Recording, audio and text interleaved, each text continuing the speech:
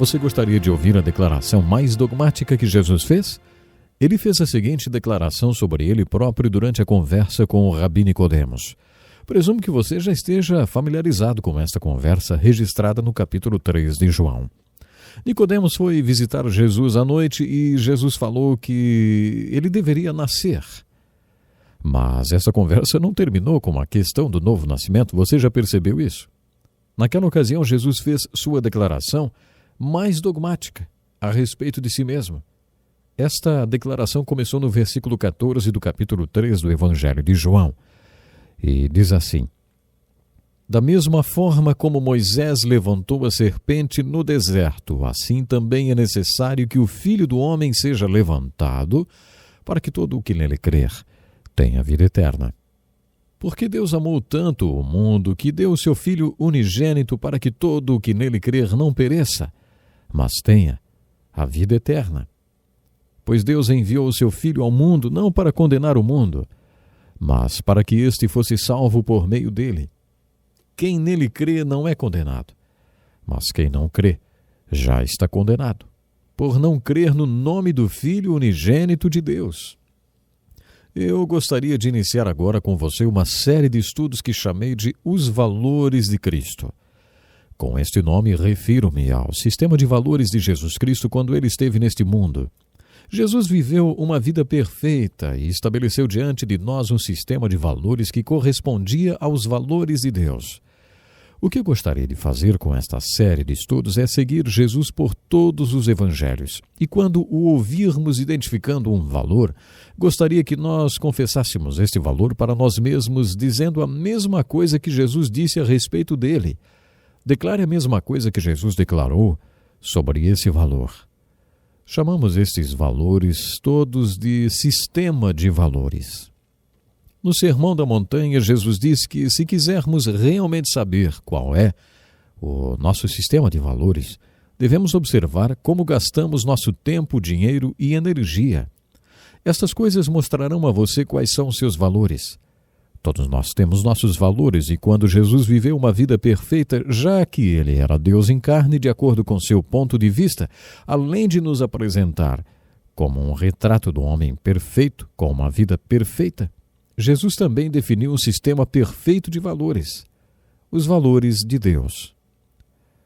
Assim, à medida que identificarmos os valores de Cristo, gostaria que você comparasse os valores dele com os seus próprios valores. Existe uma palavra muito importante na Bíblia que nos ajuda a fazer isso. No original grego, a palavra confessar é composta por duas outras palavras. Homo, que significa a mesma coisa, e legeo, que é a palavra para o verbo correspondente a falar. Como você pode concluir, a palavra confessar não está vinculada a pecados, nem como dizer a Deus que você sente muito pelos seus pecados ou que depois que você foi pego, sente muito pelo que fez. Confessar significa literalmente dizer a mesma coisa que Deus diz sobre seus pecados.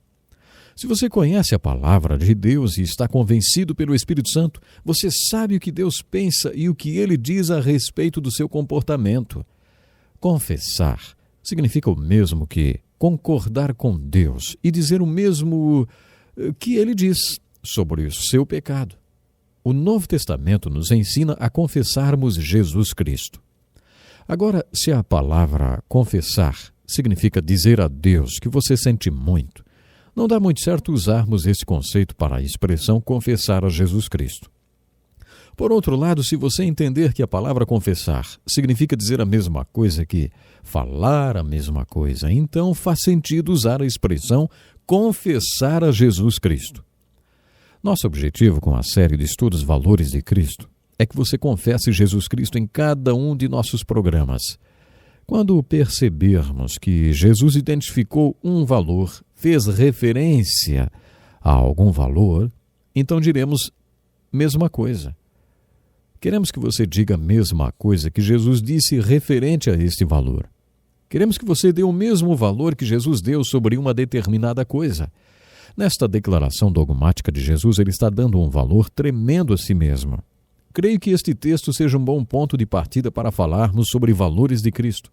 É importante que iniciemos esse estudo considerando o sistema de valores de Jesus Cristo a respeito de si próprio, porque este conceito é muito importante. Quais foram os valores de Jesus a respeito dele mesmo no texto que ouvimos? Muito bem, primeiramente, Jesus disse que ele era o único Filho de Deus.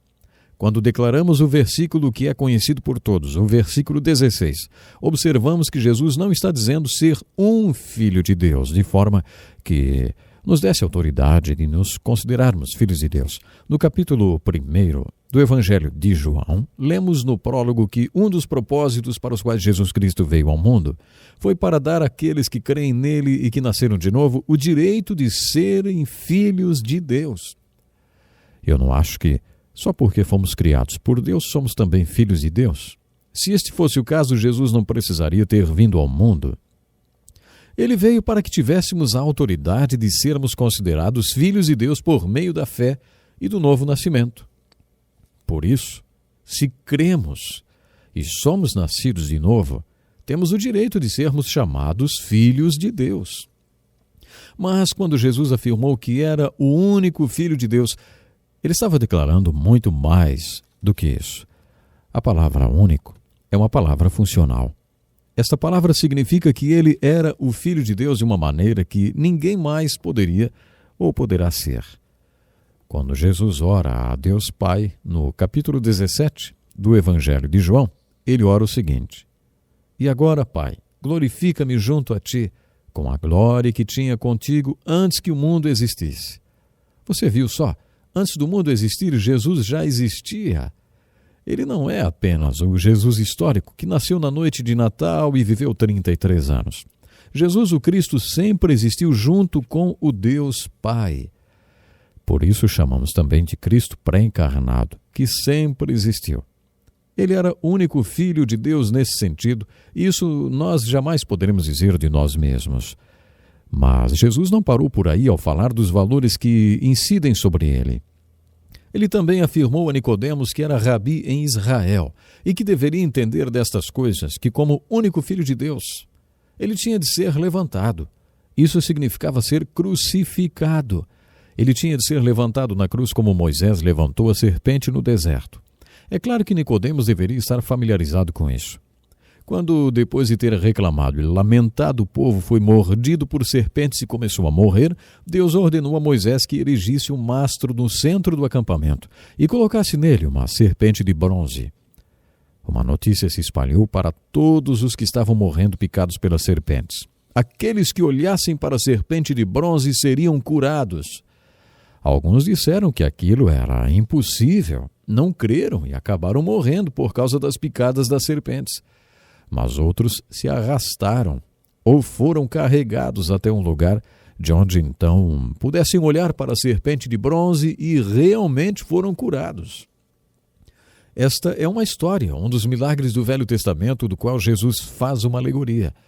Ele dá um significado especial à história quando diz: assim como Moisés levantou a serpente e os que a olhavam com fé eram curados das picadas das serpentes, como o único Filho de Deus, eu serei levantado na cruz para que todos que olharem para mim e crerem que eu sou a única opção de salvação, eu sou o único Salvador que Deus providenciou.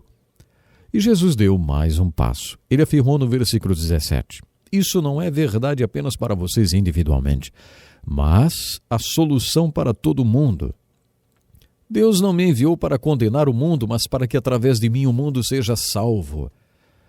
E depois Jesus ainda disse assim: é melhor que vocês creiam e deem o mesmo valor a mim que eu estou dando, para que sejam salvos. Vocês não serão condenados, não perecerão, vocês experimentarão a salvação.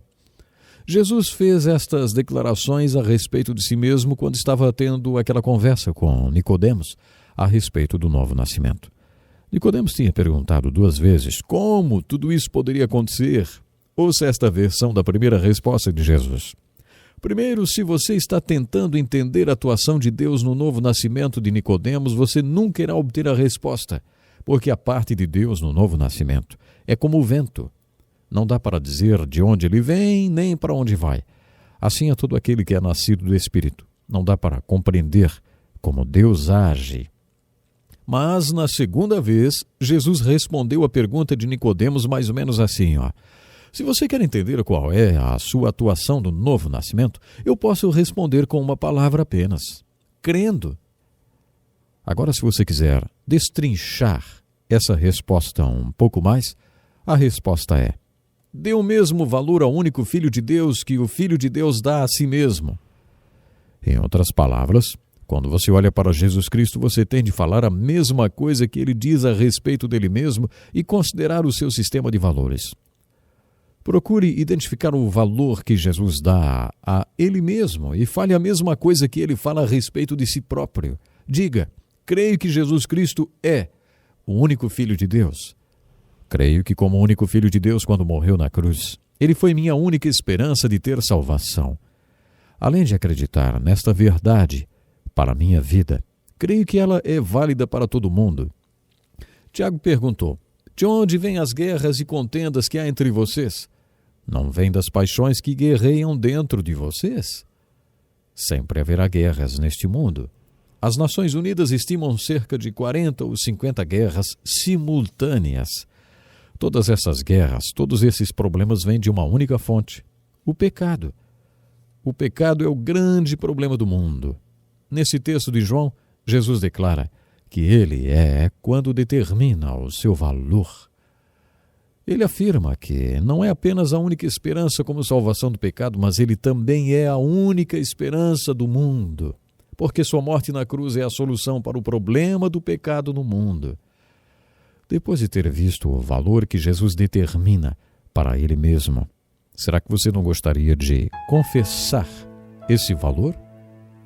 Você vai querer afirmar a mesma coisa que Jesus Cristo disse a respeito de si mesmo, quando declarou que ele era o que ele era e porque estava nesse mundo? Confesse isso. Eu tenho certeza, a sua vida vai mudar.